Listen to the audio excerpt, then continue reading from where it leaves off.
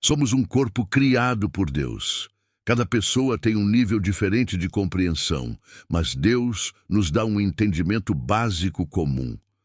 A partir disso, cada um desenvolve sua percepção de maneira individual.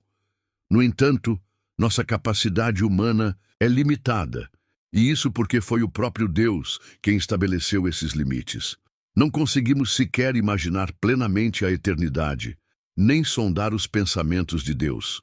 Por conta disso, também não seríamos capazes de formar uma igreja verdadeira apenas com nossa vontade, porque há forças que agem contra a unidade e a ordem. A igreja é um corpo, e um corpo verdadeiro. Não é um simples ajuntamento de partes. O corpo humano não começou com um órgão para depois receber os outros.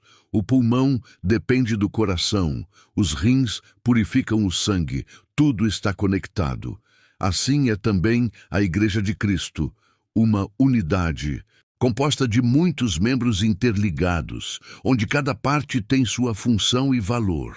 Paulo, em sua carta, faz esse paralelo entre o corpo físico e a igreja para nos ajudar a entender melhor. Deus estabeleceu uma lei, um caminho. Quando a humanidade começou a se afastar dele, Deus escolheu um homem de confiança e com ele firmou uma aliança. Essa aliança, registrada no Antigo Testamento, foi um marco. Mas naquele tempo, o coração humano era tão corrompido que Deus não podia habitar neles. Por isso, a lei foi escrita em tábuas de pedra, entregues a Moisés. Quando Moisés voltou do monte com as tábuas, seu rosto brilhava de tal forma que as pessoas não conseguiam nem olhar para ele. Mesmo com a lei em mãos, o povo não mudou. A letra escrita não penetrava o coração. O problema não era a lei, mas sim a incapacidade humana de vivê-la sem o Espírito. Era preciso algo novo, um novo caminho. E foi isso que Deus fez no Novo Testamento. No Pentecostes, tudo mudou. Reunidos, os apóstolos e discípulos ouviram um som do céu como um vento forte. Línguas de fogo desceram sobre eles e foram tomados por um sentimento de salvação. Falaram em línguas que nunca aprenderam, exaltando as grandezas de Deus. Era o Espírito Santo habitando neles, não mais uma lei externa, mas agora escrita nos seus corações. Isso é o que chamamos de dispensação do Espírito, ou pentecostal. Muitas igrejas que creem na atuação dos dons do Espírito Santo até hoje se baseiam nessa manifestação inicial em Pentecostes. E a Bíblia diz: estes sinais seguirão os que crerem, falarão novas línguas, expulsarão demônios, curarão enfermos. São manifestações do Espírito que acompanham os que têm fé. Por isso Paulo escreveu: não quero que sejais ignorantes quanto aos dons. Muitos, por influência de certas doutrinas, têm se afastado da realidade dos dons espirituais. Mas os dons sempre marcaram a presença de Deus entre o seu povo. Está escrito: subindo ao alto, levou cativo o cativeiro e deu dons aos homens. Há dons visíveis, há dons discretos, mas todos são essenciais. No corpo, até o dedo mínimo é importante e dói-se ferido. Assim também na igreja, todos têm valor, mesmo os que não aparecem tanto. A igreja é o corpo universal e eterno de Cristo. E onde o Espírito Santo não está presente, o corpo entra em necrose espiritual. Quando o sangue para de circular, há infarto. No corpo espiritual, é o Espírito de Deus quem circula.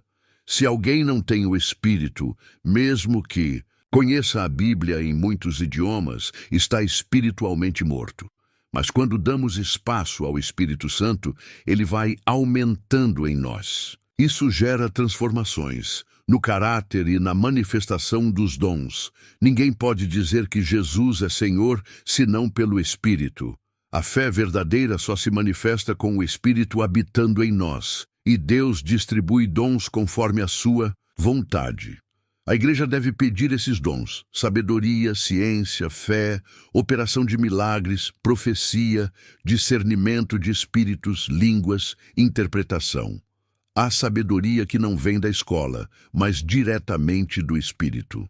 Paulo, embora muito estudado, precisou de um encontro com Jesus para compreender a verdadeira essência da Escritura. Tudo aponta para Cristo. Há uma fé que salva, mas também há uma fé que opera milagres. A primeira é pessoal, salvífica, e está acessível a qualquer pessoa. Basta crer e será salvo. A outra é um dom, uma fé sobrenatural que move montanhas, que realiza milagres visíveis. São manifestações do Espírito por meio dos dons. Os dons não são para quem os possui, mas para edificar o corpo. Quem tem dom de cura, por exemplo, cura os outros, mas muitas vezes não consegue curar a si mesmo. É assim que funciona o Sibissus Metangel. Corpo, cada parte serve à outra. Se o Espírito Santo não estiver fluindo, a morte espiritual, mas onde ele está, a vida. O dom de discernir espíritos é fundamental. Nem todo espírito que fala é de Deus. Precisamos pedir a Deus esse dom para saber reconhecer se é o Espírito Santo ou não. Quando Deus quer nos ensinar, muitas vezes usa outro membro do corpo, outro irmão. É assim que ele opera no meio do seu povo, por meio do próprio corpo. O mais simples dos irmãos pode ser usado poderosamente por Deus. O crente cheio do Espírito sabe quando erra. O Espírito dentro dele acusa, corrige, alerta. É uma balança sensível que nos direciona. Por isso, se você quer mais de Deus, peça mais, ore mais, busque mais. E Deus, na hora certa, vai abrir a porta. A oração perseverante move o céu. Como no caso de Daniel, ele orou até que Deus respondeu e enviou anjos com a resposta. O segredo é insistir, bater na porta, clamar com fé e humildade. Deus não quer apenas discursos teológicos. Ele quer comunhão íntima, como a de um filho, que chama pelo Pai com confiança. Os dons não cessaram. Eles continuam entre nós enquanto estivermos na terra. Se queremos crescer espiritualmente, precisamos buscar esses dons, viver em comunhão com o Espírito e permitir que Deus nos molde até que nos pareçamos com Cristo. Essa é a estatura espiritual que devemos alcançar. Sentir como Jesus, julgar como Ele julgaria, reagir como Ele reagiria. E quando você sentir o Espírito Santo, você saberá. Não será teoria, será experiência. Ele se manifestará com poder. Ele transforma vidas. Foi isso que aconteceu com muitos, gente que entrou incrédula e saiu transformada. O Espírito de Deus convence, liberta e edifica. Então ore, insista, peça. Se Deus marcou para te atender na 10ª oração, não pare na 9ª. Vá até o fim. E quando o dom vier, saiba. É para servir o corpo.